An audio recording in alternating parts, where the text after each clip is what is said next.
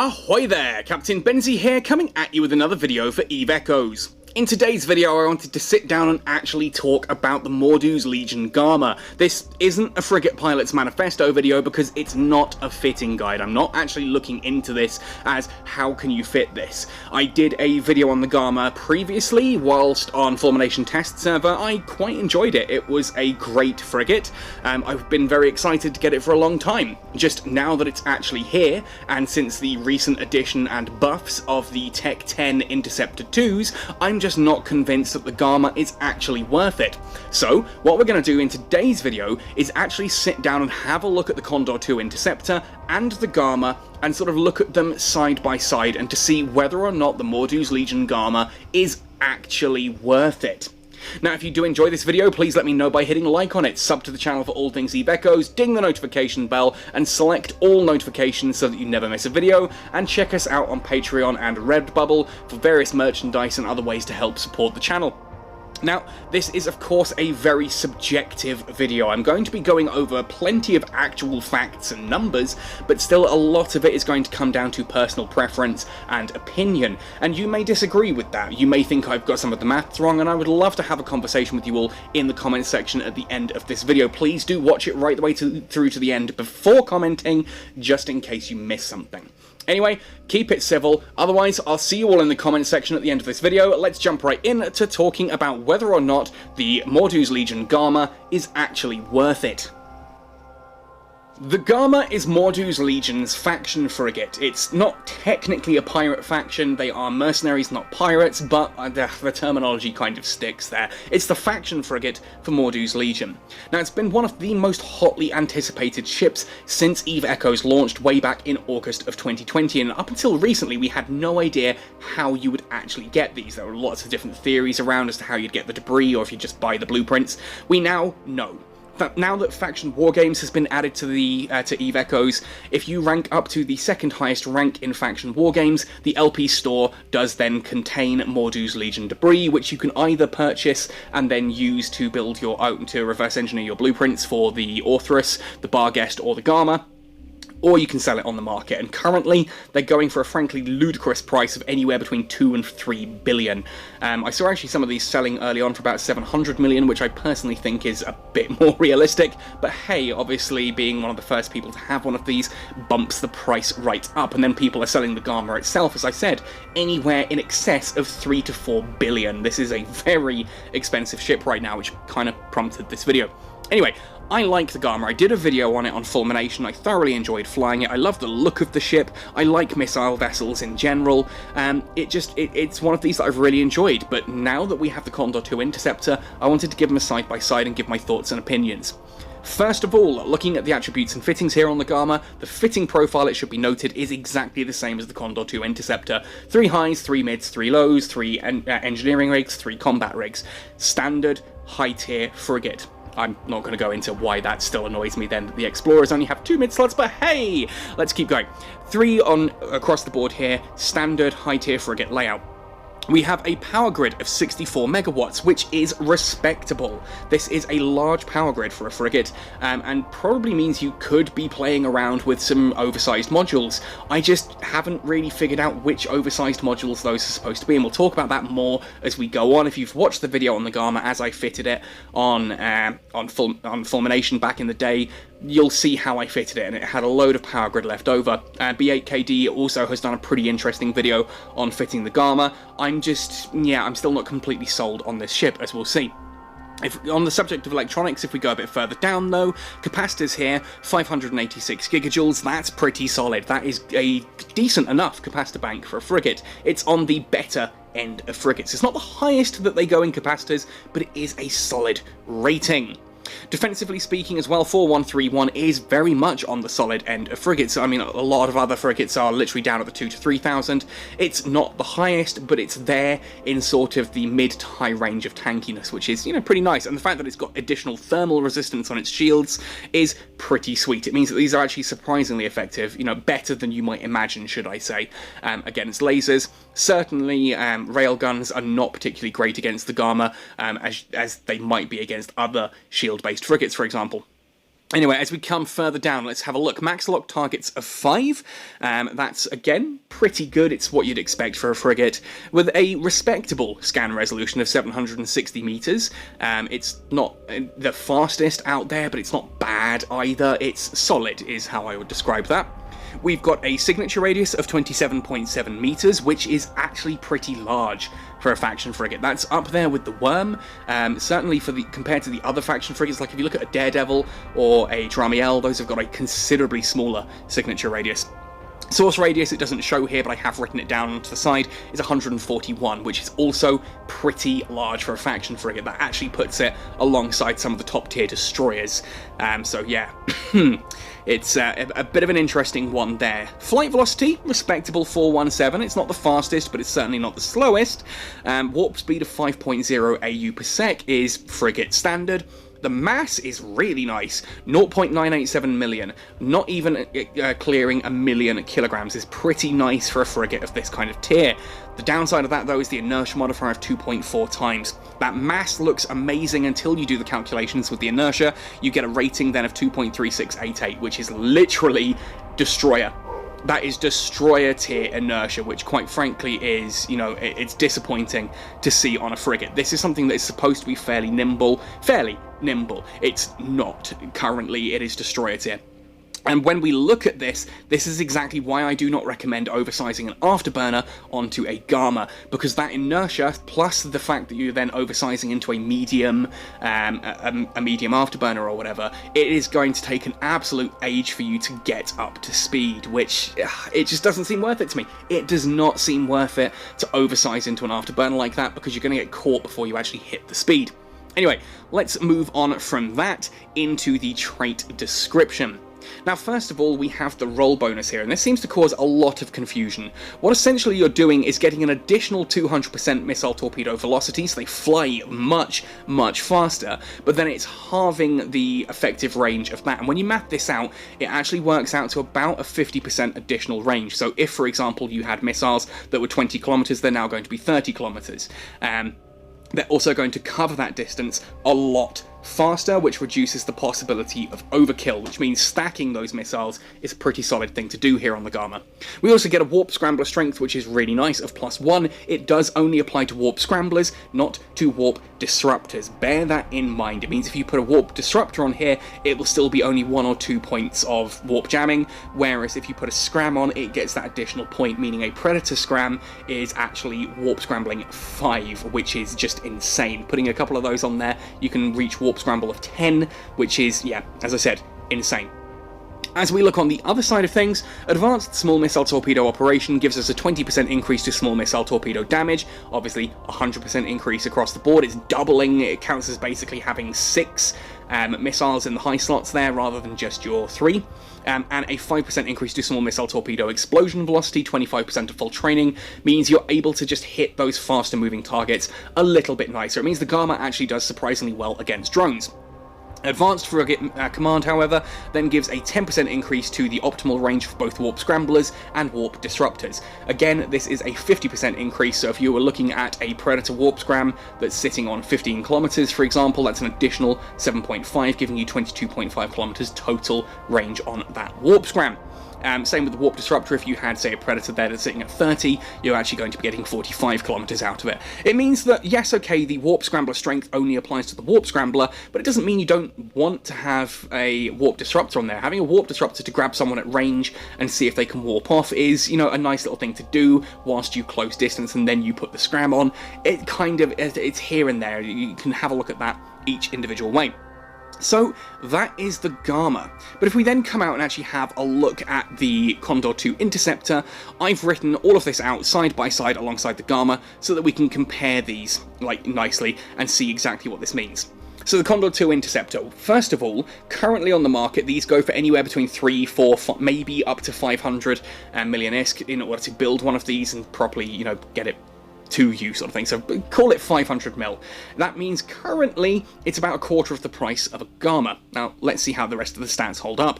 The power grid output is 42 megawatts. That is significantly lower than the Garmur's 64. Yeah, makes sense. Obviously, what we're looking at here, though, as I said, the Garmur has a load of excess power grid. The Garmur's power grid isn't sufficient enough to actually give it a reason, I think, to oversize into anything. Like the Worm having an oversized module in the high slots works well because missiles are all it gets bonuses to, not smalls. It also gets bonuses to mediums, that kind of thing. There's a reason to oversize there. Oversizing shield modules, I'm not sure it's really worth it. Oversizing an afterburner, I really don't think it's worth it on the Garmur. So the fact that the Condor 2 Interceptor has less power grid doesn't actually concern me, because I've never had an issue trying to fit what I want to a Condor 2 Interceptor. It fits everything you need. Its capacitor bank's 561, again that is slightly lower than the Garmur's 586, but not in any bad way. Again, I don't think anyone looks at the Condor 2 Interceptor and says, hang on a second, this ship just, it runs out of capacitor, it's not good enough on the capacitors. It's fine. It's fine. The fact that the Garmur's better doesn't really change much. The Condor 2 Interceptor is good enough for what it does. Our defense, again, lower, 2942, down from the Garmur's 4131. This, again, I think is actually, this is a good point. The Garmur does take a lot less, it's got much better defenses. The Condor 2 Interceptor takes a lot less to kill if you can hit it, and that's where the problem comes. We're going to jump ahead here. Signature radius of 23.6 is a lot smaller than the Garmur's 27.7, and the flight velocity of 477 is considerably higher than the Garmur's of 417. So it's faster and it's smaller, and that may not sound like much, but when you scale that up with actual afterburners running, plus the command skills, frigate command skills in order to increase flight velocity, etc., that actually makes a huge difference. The Garmur is fairly fast and fairly small. The Condor 2 Interceptor is very fast and very small. It means that the Condor 2 Interceptor may have less tank, but it's not getting hit. If the Condor 2 Interceptor is not getting hit, it doesn't need the excess tank that the Garmur has, and the Garmur is still going to die faster, is what I'm getting at here. Maximum lock targets of 5 is the same. Scan resolution is considerably higher here on the Interceptor at 850. That is 90 higher than the Garmur's 760. 850 compared to 760, it's a big jump. Again, source radius isn't shown here. The Garmur was 141, which is on par with some of the top tier destroyers. The Condor 2 Interceptor is 130, which is significantly more difficult to scan without alerting it. So again, the Condor 2 Interceptor has big advantages there.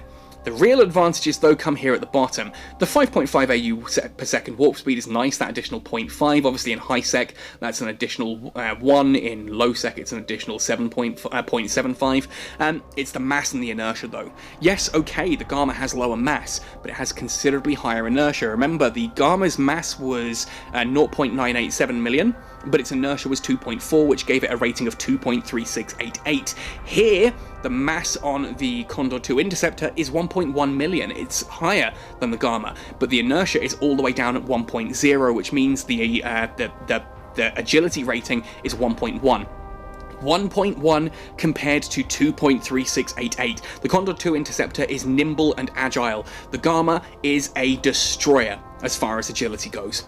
What about the trait descriptions, though? Well, obviously an Interceptor has that warp disrupt field immunity level, and it has the micro warp drive signature radius penalty balloon reduction, which is nice. I think that actually does have its own uses there. But if we're just looking at the stuff that is comparable side by side, yeah, okay, the Condor 2 Interceptor doesn't get that +1 scram that the Garmur had. Okay, fair enough. The Garmur is better at actually holding something down with enough point to keep it in place.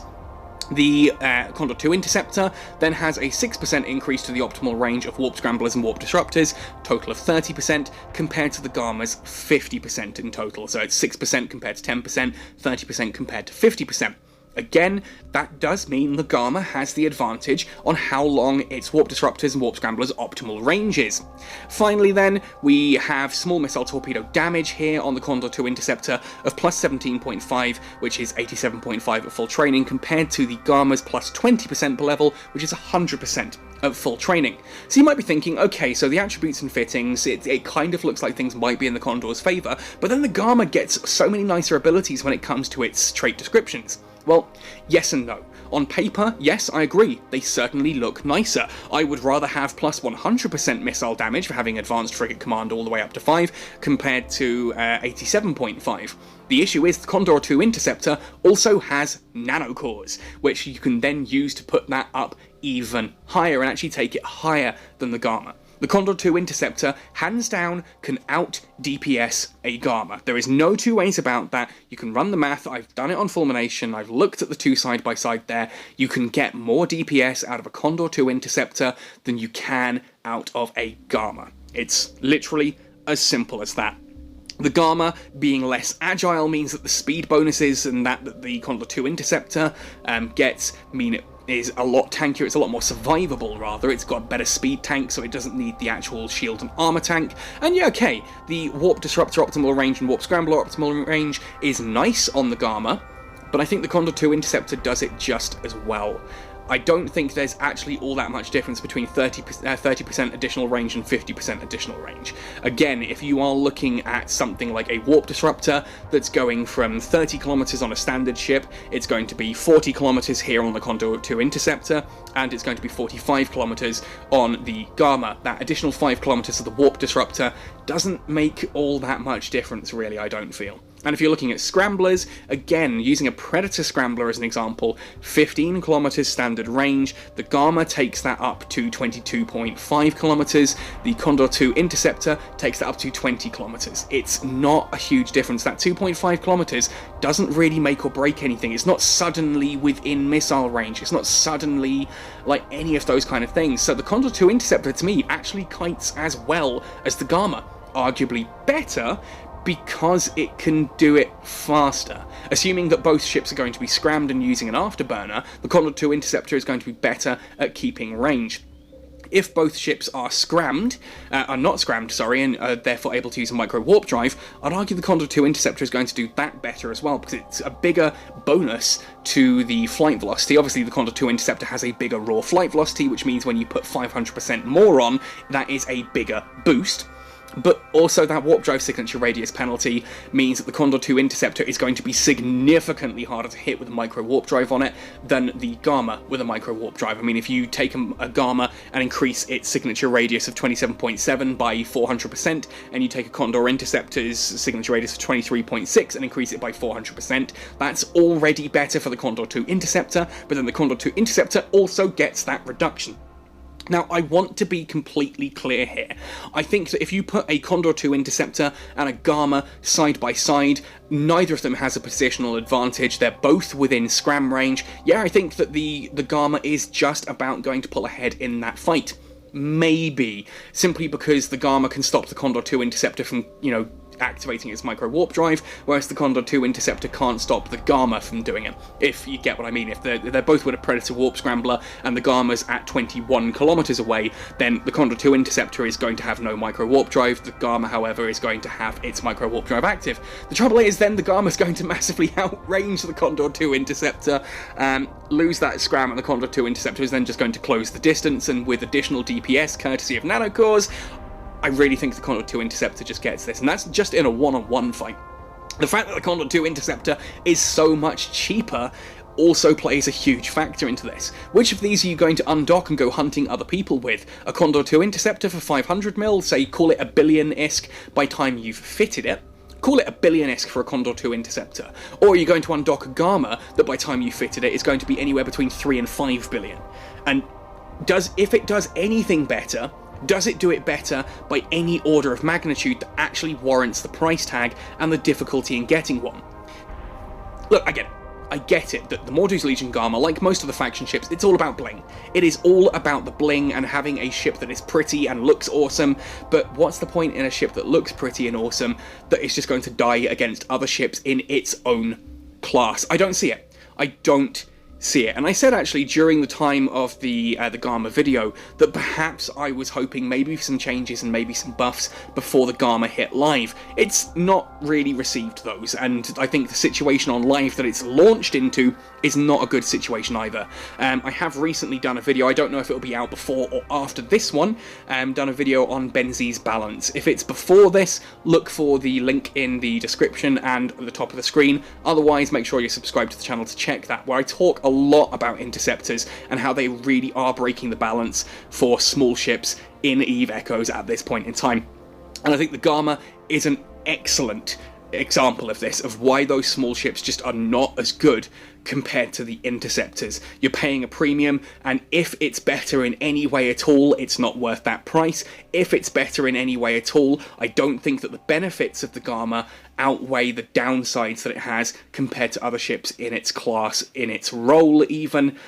I just don't think it's worth it. That's my reasoning, at least. You're going to have your own thoughts and opinions on that. Maybe you've been flying a Garmur a lot more than I have. Maybe you've been coming up with some really cool ideas. I don't know. Let me know in the comment section down below, and if you are interested in the Garmur, I will eventually get round to a fitting video myself, but again, B8KD has an excellent little Garmur guide where he showcases some of the cool stuff that you can do with that ship, so go show him some love, tell him Benzie sent you, have a great day. Otherwise, folks, thank you for watching right the way to the end, helps the algorithm, and I'm just glad that you enjoy listening to me that much. Happy sailing, and see you in New Eden!